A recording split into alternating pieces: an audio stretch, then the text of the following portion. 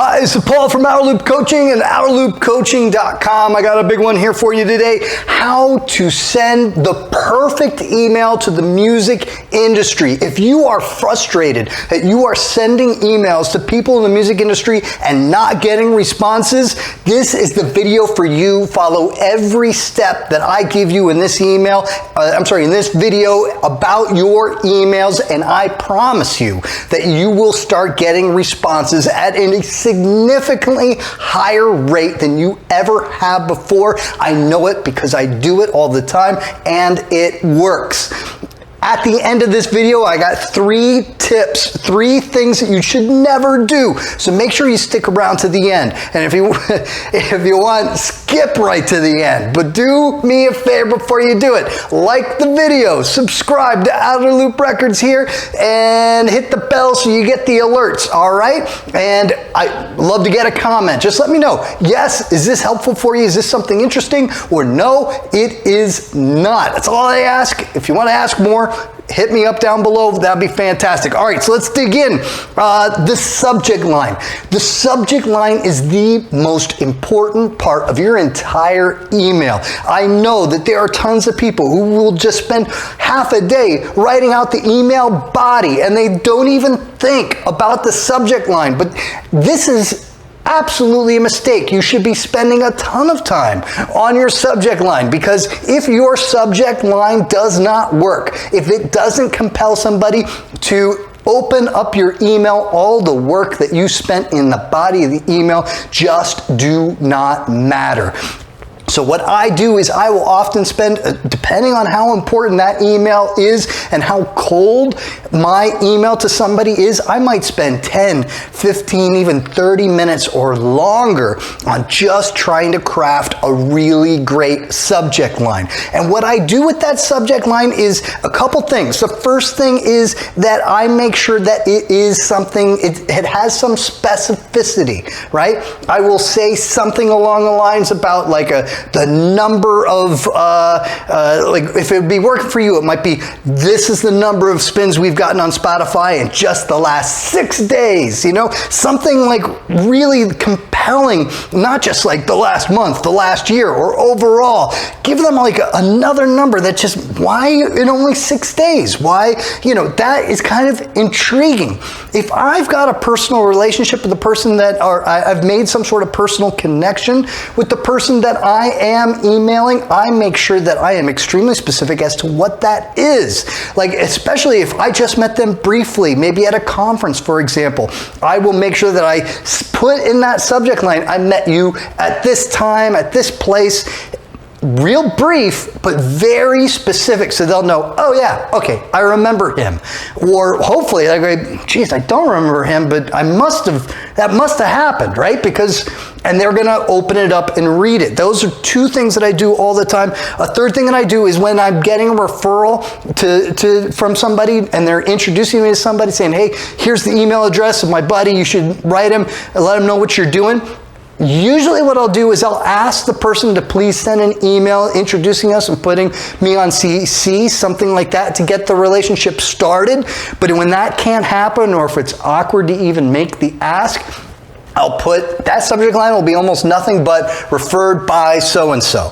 And that is going to get it opened if the person does have that personal relationship that they say they do. So the subject line is absolutely critical. The one thing I would also add to that, when it comes to the specificity part of it, that's when it really takes some work. I'll write out multiple drafts of that subject line in order to find the one that I think is really gonna work. That leads me to the body of the email. The first sentence of the body of the email needs to intrigue the reader in order to read more. And what I find happening more and more often with the more emails that I write is quite often the first or second draft of the subject line is what I use as the first line of my email, especially when there's significant differences between my first or second draft and the subject line that I eventually went with. The email body in general needs to be very short sentences and very few sentences. If you've got more than 10, 12 words in a sentence, shorten it up. If you've got more than 6, 7 sentences, shorten it up. You want to get to your ask as soon as possible. Now, look. Everybody knows in the music industry that when someone's writing them, there's no reason to pussyfoot around. I don't even know if that's a real term, right? But don't beat around the bush. Just make your ask and make it early. They're going to respect that, and you're not going to be wasting their time. Let them know why you are writing to them and have a specific reason for why you are writing, and make an ask in order to get that reciprocated, get that answered, right? If you're asking for a response, please let us know, blah, blah, blah. Don't ask what you think. Don't ask something general like that. Ask for a specific response. And then when it happens, you're going to have a better chance of getting it. And I should also add, put in there, especially if it's a cold email, let them know when you're going to follow up. I find and I've A/B tested this, meaning that sometimes I've included it and sometimes I've not, and then I've tracked it later to see how it is that it worked. And I found that I significantly get more responses when I include a sentence in the email, usually right at the end, saying, hey, if I don't hear from you, I'm going to write again on this date, or I'm going to give you a call on this date, or I'm going to hit you up with a DM on Twitter by that date, whatever it is, right? I always try to include that because I don't know what it is. Perhaps what it is the reader of the email is like, okay, I better respond because that's not going to be convenient to me when he follows up, and it's awkward and it feels funny. So when I include that in there, for whatever reason, people do respond a hell of a lot more often than when I don't include it in the body of the email. So make your ask quickly, and at the end, make sure you let them know when you are going to follow up. And then in your signature, again, keep it brief, but you want to include your phone number and your name, of course, your phone number, and links to socials. You don't need to put all of them, maybe 2, maybe 3, but have just, a little bit. Give the reader other options to contact you other than the email.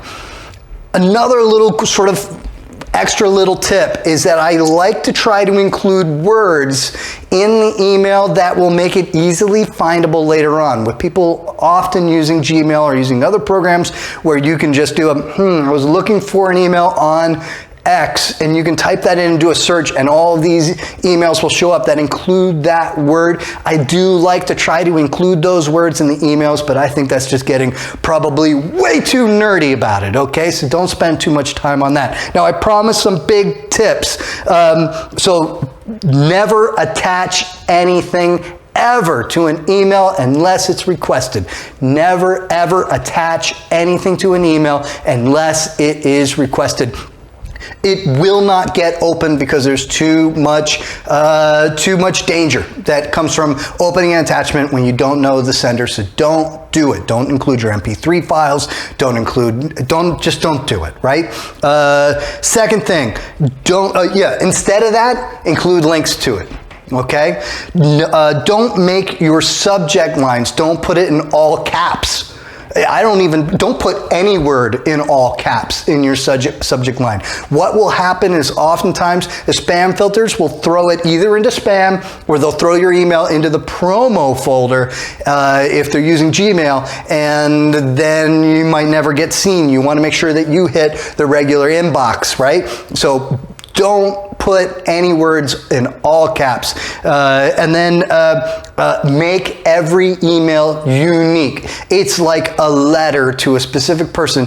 I might have like a general form that or a template that I'm gonna work off of because I'm gonna send to 5 different record labels or 10 different radio publicists or whatever it is, right?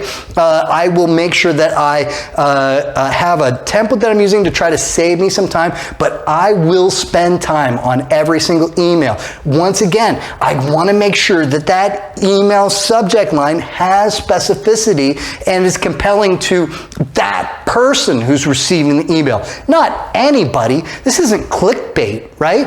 I want specificity that's going to work for that person, and that person working in that city and at that label is going to be different and have different things that they want to, that's going to attract them to somebody who's working in this other city at this other label, for example. They may seem to have the same kind of roles and might have the same kind of things that are compelling, but I'm going to make it unique every single time.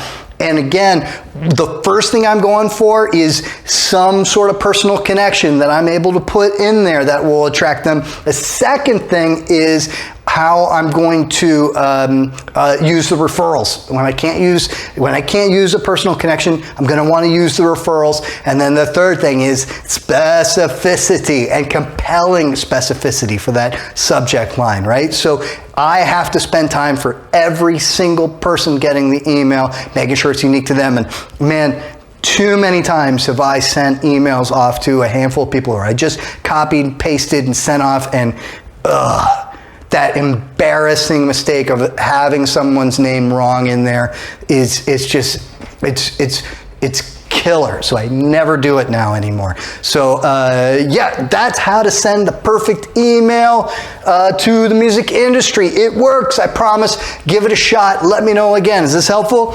Comment yes. If not, comment no. I'd appreciate it. Outerloop Coaching, outerloopcoaching.com, and I'll see you guys next week.